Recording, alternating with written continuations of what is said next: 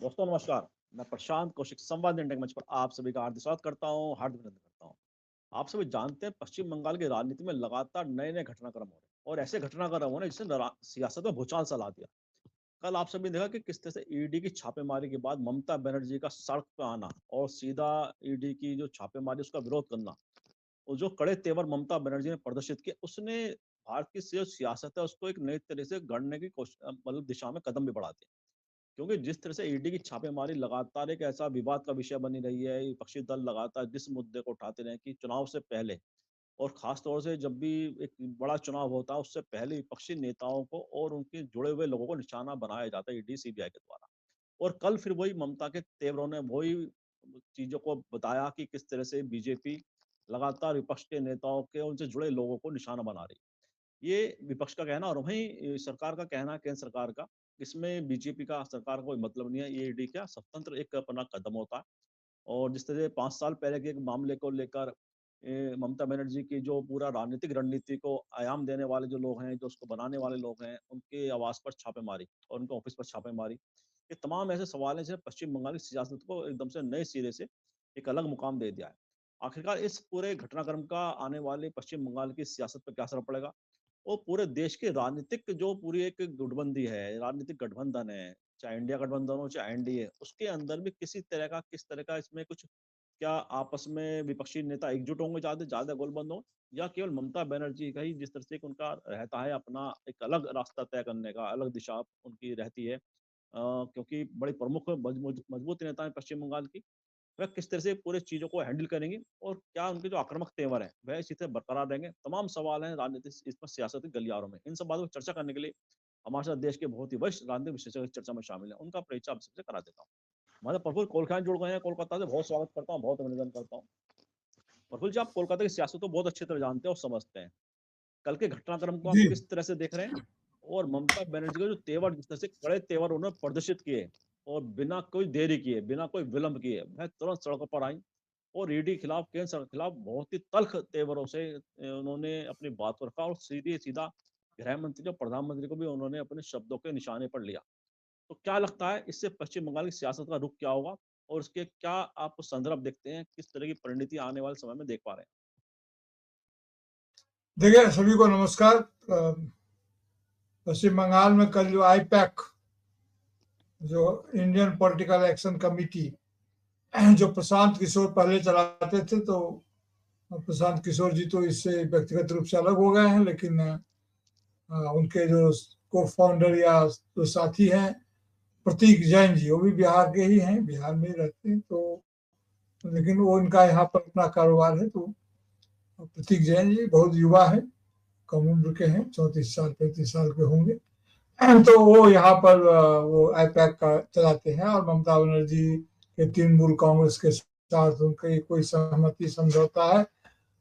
हालांकि ममता बनर्जी तो आगे बढ़ के कहती है कि वो उनके पार्टी का ही एक अंग है, एक हिस्सा हो सकता है, होगा। पार्टी के कई विभाग होते हैं, तो वो वही काम करते हैं जो प्रशांत किशोर क्या करते थे, कंसल्टेंसी का काम, डाटा एनालिसिस वगैरह वगैरह का काम करते हैं। उनके पास बहुत सारे सच्चाइयां होती है, राजनीतिक पार्टियों के अपने यथार्थ होते हैं, अपनी रणनीतियां होती है, तो तमाम चीजें उनके पास रहती है उनके कार्यालय में। तो यहाँ पर अभी तो चुनाव का मौसम है, तो अचानक ईडी का छापा उनके यहाँ पड़ गया। तो उनके यहाँ कई जगह पर पड़ा, तो उनके यहाँ घर और दफ्तर दोनों जगह पर पड़ा। तो ममता बनर्जी के लिए निश्चित रूप से एक राजनीतिक कदम था ईडी का। इसलिए राजनीतिक कदम माना गया क्योंकि देखिए, ये मामला 27 नवंबर 2020 को शायद रजिस्टर्ड हुआ था, या उसी आसपास, एग्जैक्ट डेट तो नहीं बता सकते हैं।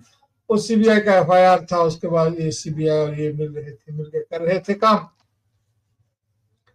तो अब ये था कोयला घोटाले का एक मामला था, कोयला में कुछ लेन देन हुआ था कोयले के कारोबार में, उसके मामले को लेकर के। तो ये समझ में नहीं आया कि आरोप किस पर था, क्या तलाश करने गई थी सीबीआई, नहीं पता। लेकिन सुबह सुबह 6 बजे शायद, एकदम सुबह में, और कोई आदमी आईपैक का या प्रतीक जैन के यहाँ का नहीं था। तो उनकी अनुपस्थिति में शायद यह सब शुरू हुआ। उसका फिर ममता बनर्जी को खबर लगी, तो ममता बनर्जी गई और फिर बाद बाकी जो उन्होंने फैसला ले लिया उनका कोई उन्होंने अपना राजनीतिक बयान या अपना विरोध वहां पर प्रदर्शित किया। तो ये तो हुआ घटनाक्रम, और इस घटनाक्रम में और भी कई छोटी मोटी बड़ी बातें हैं। लेकिन पॉलिटिकल इसका लोग ये पूछते हैं कि अचानक चुनाव के समय में ही ये क्यों एक्टिव हो जाते हैं। 2020 में हुआ था, उसके बाद बीच में भी कुछ पूछताछ हुई थी, उसके बाद फिर अचानक जब भी चुनाव आता है और जहां जहां चुनाव आता है वहां वहां ये लोग एक्टिव हो जाते हैं। ये संवैधानिक संस्थाएं हैं और सरकार, ठीक है कि लोकतंत्र बचाना सबका दायित्व है, उनका भी दायित्व है, तो उसको नहीं करके वो इस तरह की कार्रवाइयां में लग जाते हैं विभाग के अधिकारी। तो एक टकराव, संवैधानिक टकराव की भी स्थिति लगभग समझिए कि एक जो सरकारी पद पर हैं, मैंने संवैधानिक पद पर हैं और मुख्यमंत्री यहाँ पर वो सीधे गई और फाइल वाइल ले ली। मामला अदालत में भी है और एफआईआर वगैरह की बात भी, पुलिस की तरफ से भी एफआईआर वगैरह हुआ मतलब ईडी के खिलाफ।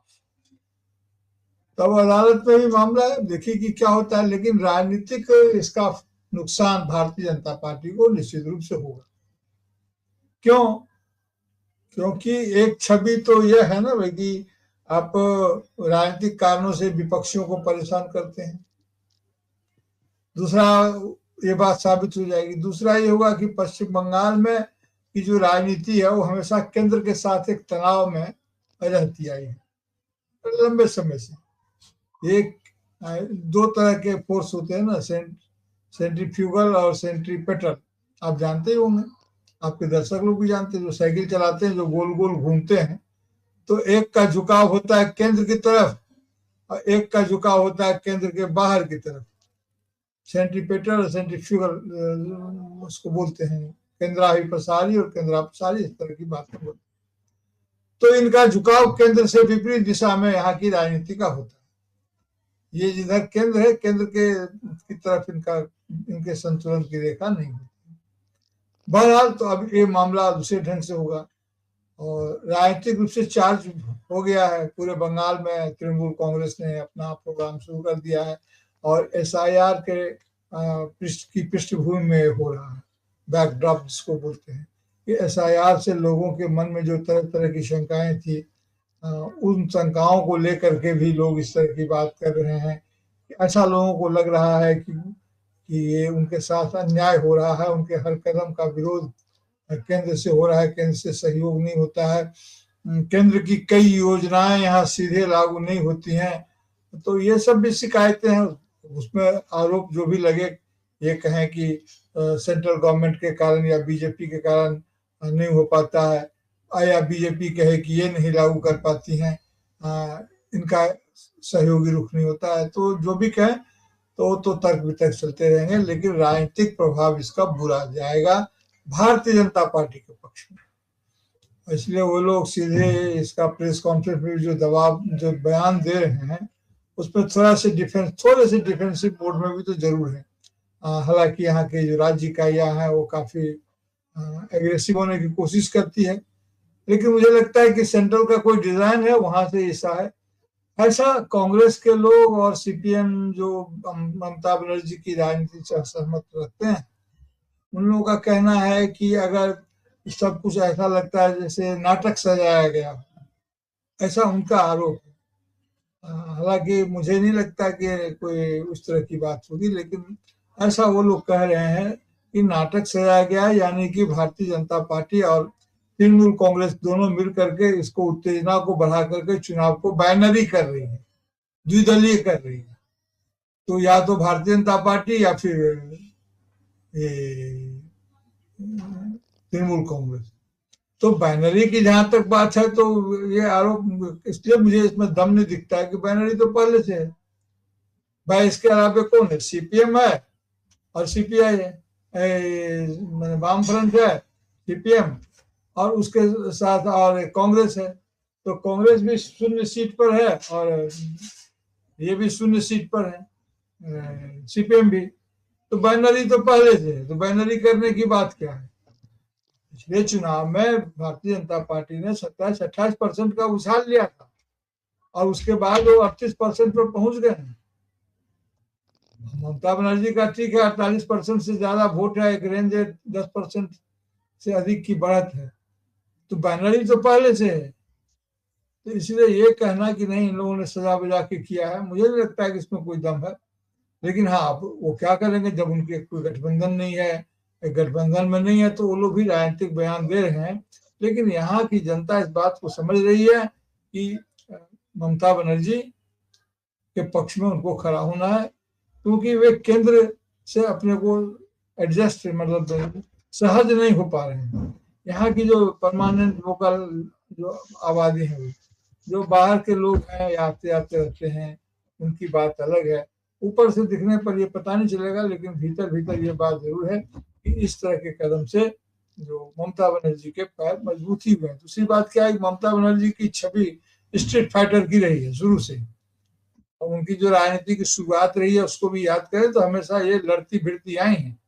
तो एक जैसे जो अच्छा गायक होता है, जब तक डैश के नीचे बैठा रहता है तब तक उसका महत्व लोगों को समझ में नहीं आता है, अप्रिसिएशन नहीं आती है। जब वो गाना शुरू करता है तब लोगों का अप्रिसिएशन मोड में लोग आते हैं। तो ममता बनर्जी स्ट्रीट फाइटर हैं। अभी भारतीय जनता पार्टी के इस कदम ने उन्हें स्ट्रीट फाइट का मौका दे दिया है, तो जाहिर है कि अब वो उनके राजनीतिक महत्व को और प्रभाव मिलेगा और वो बोल्ड होगा और दिखेगा। तो ये इसलिए है अब मामला, लेकिन हाँ अदालत में है तो देखिएगा अदालत का फैसला क्या होता है, अभी तो इस पर भी देखना होगा। जी जी बिल्कुल ठीक बात है कि अदालत में ईडी गई है, और कोर्ट हाई कोर्ट का जो कलकत्ता के हाई ईडी कोर्ट ने क्या कई पक्ष गए हैं, कई प्रतीक पक्ष जैन गए के हैं। तरफ से भी गए हैं लोग। अब ईडी का क्या हुआ, लिस्टिंग क्या हुई है मुझे नहीं मालूम, कौन कौन से केस लिस्टिंग हुई, आज सुनवाई किसकी किसकी होगी या सुनवाई टल जाएगी। यहाँ तो यह भी होता है ना कि सुनवाई तुरंत होगा नहीं होगा, लेकिन ये मामला उल्टा पड़ गया ऐसा लगता है। जी जी जी, जैसा आपने कहा कि मामला उल्टा पड़ गया ऐसा प्रतीत होता है। अच्छा, ये सेल्फ गोल हो गया क्या बीजेपी की तरफ से क्योंकि ममता बनर्जी ने जिस तरह से कड़े तेवर अपनाए हैं, उसने एक तरह की सियासत को एक नया कहीं ना कहीं दिशा देने का उन्होंने काम किया है। क्या ऐसी उम्मीद की जा सकती थी ममता बनर्जी से कि ईडी की इस तरह की कार्रवाई पे सीधा वहां पहुंच जाएंगी? और क्योंकि एकदम अप्रत्याशित था किसी भी मुख्यमंत्री के लिए कि इस तरह के घटनाक्रम कभी सामने नहीं आया कि कोई मुख्यमंत्री सीधा उस घटना स्थल पर पहुंच गया जहां पे ईडी की छापेमारी हो रही है, चाहे उनसे जुड़ा हुआ व्यक्ति है चाहे उनके लिए काम करने वाले व्यक्ति है। तो तमाम ऐसे कई बार घटनाएं आई कि मुख्यमंत्री से जुड़े विभिन्न राज्यों के उनके छापेमारी हुई ईडी की सीबीआई की, लेकिन कोई मुख्यमंत्री इस ऐसे आक्रामक तेवर के साथ उस स्थल पर नहीं पहुंचा। तो ये अप्रत्याशितता बीजेपी के लिए ईडी के लिए, क्योंकि इस तरह की शायद उम्मीद नहीं थी उन्हें। तो क्या सेल्फ गोल की तरह कहीं ना कहीं ये कुछ ऐसा कुछ होने जा रहा है, क्या लगता है? नहीं दूसरी जगह तो दूसरी जगहों पर क्या हुआ है तो नहीं पता, लेकिन ममता बनर्जी पश्चिम बंगाल में तो इस तरह की कार्रवाई पहले भी कर चुकी है। जब यहाँ के पुलिस अधिकारी जो डीजीपी राजीव कुमार जी थे, तो उनके खिलाफ जब सीबीआई कुछ करने के लिए आई थी तो ममता बनर्जी सीधे वहां पर पहुंच गई और इससे कड़ा एक्शन लिया था। उस समय में उन्होंने कहा था मैं धरने पर बैठूंगी या करूंगी वह करूंगी। अब यहाँ भी राजनीतिक कदम उठाए गए हैं, आंदोलन चालू है, ऐसे आंदोलन होगा, जिला जिला ब्लॉक ब्लॉक में आंदोलन होंगे। एक तो ये है कि ममता बनर्जी ये कुछ भी कर सकती हैं, वो ऐसी तमाम जगहों पर सीधे पहुंच जाती है। आरजीकर का भी मामला हुआ था, जब उसको राजनीतिक रंग देने की कोशिश की गई तो ममता बनर्जी ने अपने गवर्नमेंट को वहां पर उपस्थित कर दिया, खुद चली गई।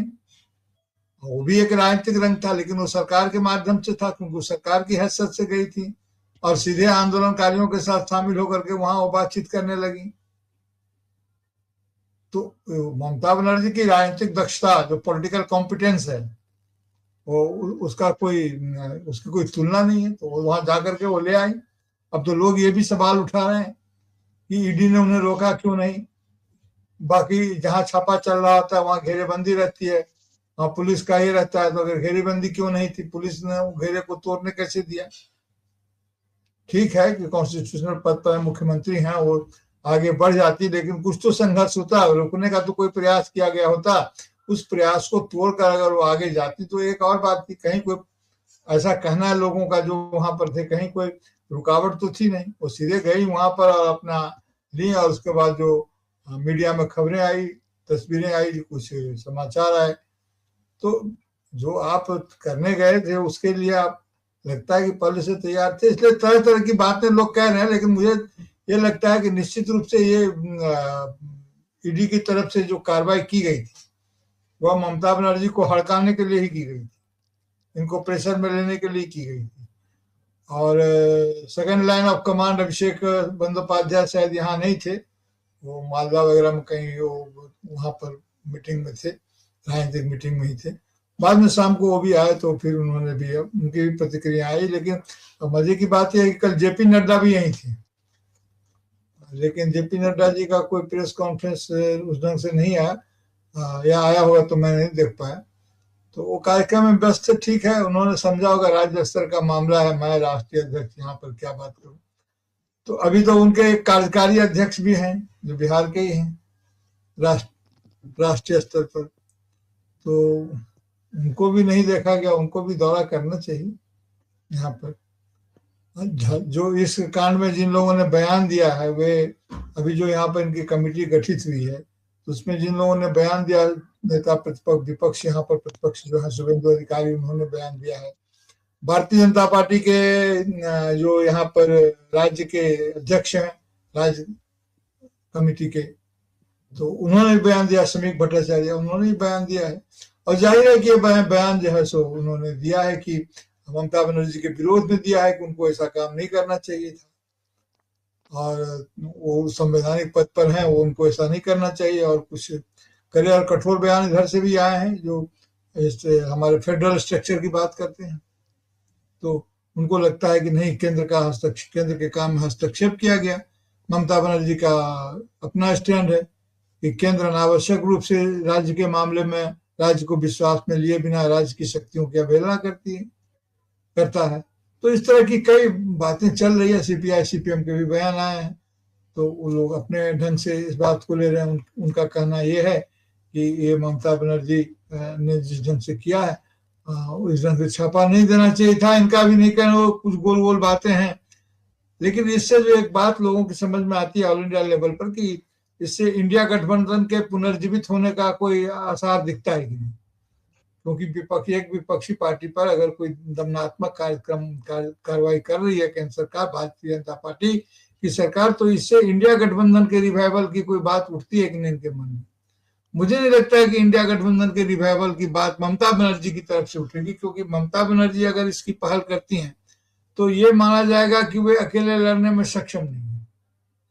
ये बात सच होते हुए भी कि अकेले लड़ना मुश्किल हर किसी के लिए होगा, लेकिन यह बात सच होते हुए भी वो इस तरह का इमेज इन पब्लिक नहीं देना चाहेंगी कि हमको इंडिया गठबंधन की जरूरत इस समय।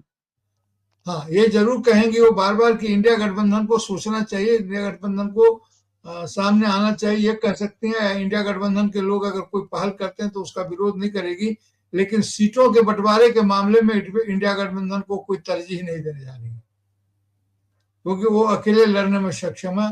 और वैसे भी उनको जो किसी भी केंद्रीय गठबंधन में, जैसे एनडीए का ही गठबंधन है, उसकी जरूरत उन्हें तब पड़ती है जब यहाँ पर वो सत्ता में नहीं होती हैं। तब यहाँ पर सत्ता में बने रहने के लिए जरूरी है कि केंद्र के साथ एक तनाव में रहे, न कि केंद्र के साथ एक सहभाव में रहे। तो वो हमेशा तनाव को पसंद करेंगे जब तक यहाँ की सत्ता में है। केंद्र के किसी भी संगठन के साथ, किसी भी गठबंधन के साथ वह सहभाव में नहीं जा सकती। तो यहाँ पर एक ढंग से देखिए कि सहभाव और तनाव का भी खेल है। वैसे यहाँ भी एनडीए का कौन है? एनडीए तो कोई है नहीं। एनडीए का मतलब भारतीय जनता पार्टी पूरी भारत में तो है, यहाँ खासकर यहाँ भी है। उसी प्रकार अगर इंडिया गठबंधन भी यहाँ सक्रिय हो तो इंडिया गठबंधन का मतलब क्या है? ममता बनर्जी इसके अलावा यहाँ इंडिया गठबंधन का कोई मतलब है नहीं, क्योंकि कांग्रेस को अगर अपने होने को, अपनी उपस्थिति को दर्ज करना है तो उसे इंडिया गठबंधन से नहीं, उसको ममता बनर्जी से टकरा करके ही अपनी उपस्थिति को दर्ज करना होगा। और यही हाल सीपीएम का भी है। तो इसलिए इंडिया गठबंधन के यहाँ इस प्रसंग में रिवाइव होने की तो कोई बात नहीं है। हाँ, तो ये जरूर है कि लोग बड़ी उत्सुकता से इस बात को देख रहे हैं कि इसका पॉलिटिकल फॉलोआउट क्या होता है। जी जी जी।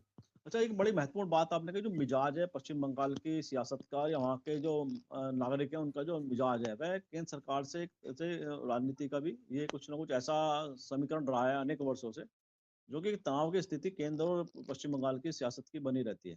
ऐसे में ममता बनर्जी का जो, जैसे स्ट्रीट फाइटर का आपने कहा कि स्ट्रीट फाइटर के तौर पर ममता बनर्जी जाने भी जाते हैं, तो उनके लिए एक तरह संजीवनी का काम करेगा, क्योंकि लगातार शासन के बाद निश्चित रूप से लोकप्रियता में कुछ ना कुछ कमी भी आती है। और तमाम जो सरकार के सामने चुनौतियाँ पश्चिम बंगाल के अंदर हर आदमी की उम्मीदों पर खरा उतरना सरकार के लिए बड़ा मुश्किल होता है। तो ऐसे में इस पूरे एपिसोड से ममता बनर्जी को पुनः एक संजीवनी मिली है और साथ ही जो एलिट वर्ग है पश्चिम बंगाल का, जो अभी अभी भी जाता है वर्ग कहलाता है, एक बुद्धिजीवी वर्ग कहलाता है पश्चिम बंगाल का, जो वह भी एकजुट होगा ममता बनर्जी के साथ के लिए लामबंद होगा क्या वह भी इस पूरे घटनाक्रम को लेकर, क्या लगता है? देखिए, पश्चिम बंगाल की राजनीति में बुद्धिजीवियों और पढ़े लिखे लोगों की अपनी एक भूमिका है। तो अब कानूनी स्थिति क्या है मुझे नहीं मालूम, लेकिन अमर सेन का नाम जिस ढंग से इस मतदाता सूची से गायब किया गया है या गायब है, या उनको नोटिस भेजे जाने की सूचना यहाँ पर फैल रही है, तो बुद्धिजीवियों ने इसे सही रूप में नहीं लिया है। बुद्धिजीवियों की इस पर बहुत अंदरूनी प्रतिक्रिया है और जो बहुत विपरीत प्रतिक्रिया है। एसआईआर की सारी चीजें एक तरफ, लेकिन इस तरह के लोगों का नाम न होना, कई लोगों के नाम इस तरह के महत्वपूर्ण लोगों के नाम नहीं है। कुछ फिल्मी जगत के लोग जो यहाँ पर जो कलाकार हैं, यहाँ पर जो कलाकार हैं उनका बड़ा सम्मान है समाज में भी और मीडिया में भी और व्यक्तियों के मन में भी।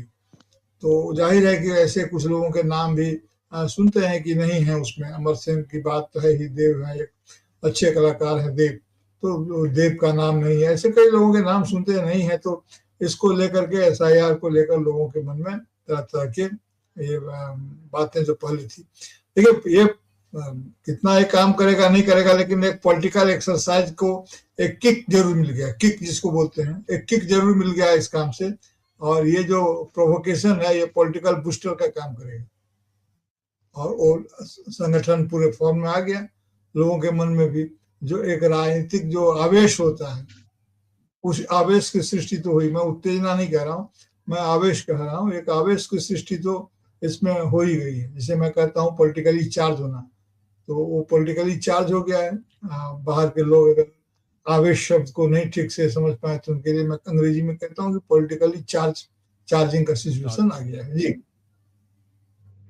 बिल्कुल ठीक बात करें कि कहीं ना कहीं पॉलिटिकल चार्जिंग का एक सिचुएशन पश्चिम बंगाल के अंदर आ भी गया और जो कार्यकर्ता है पश्चिम बंगाल में ममता बनर्जी का, उनके लिए भी कहीं कहीं एकजुटता का ये एक बड़ा एपिसोड बन जाएगा, एक घटनाक्रम बन जाएगा, क्योंकि जिससे ममता बनर्जी ने खुद सामने आकर पूरे नेतृत्व क्या, पूरे संघर्ष का वह एक नई गाथा पश्चिम बंगाल की राजनीति में लिखेगा, ऐसा लगता है, ऐसा अनुमान है।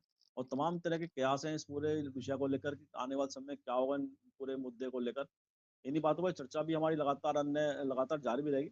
और रही शब्दों के साथ आज की चर्चा को विराम भी देते हैं। और आपने जिस तरह पूरे विषय को परिभाषित किया है, समझाया भी है, मुझे विश्वास है हमारे दर्शकों को चर्चा समझ में भी आएगी और उन्हें पसंद भी आएगी।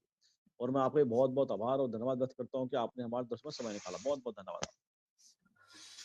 मैं आप सबसे भी आग्रह करता हूँ इस वीडियो को लाइक करें, शेयर करें, कमेंट करें, साथ ही समाज इंडिया यूट्यूब चैनल को सब्सक्राइब करें, बेल आइकन अवश्य दबाएं, इससे चैनल के अपडेट आपको समय से मिलते रहे। एक आग्रह और हमारा, आप देख रहे हैं ज्वाइन का बटन चाहिए, ज्वाइन पे क्लिक करें, चैनल को ज्वाइन करें, क्योंकि आपके सहयोग से ही हमें आगे बढ़ने की प्रेरणा मिलती है, हमारा आगे हमारी हौसला अफजाई होती है। साथ ही कमेंट बॉक्स में भी अपनी प्रतिक्रिया को अवश्य लिखें, क्योंकि आगे प्रतिक्रियाओं से पता चलता है हमें कि हमारी चर्चा को कैसी लग रही है।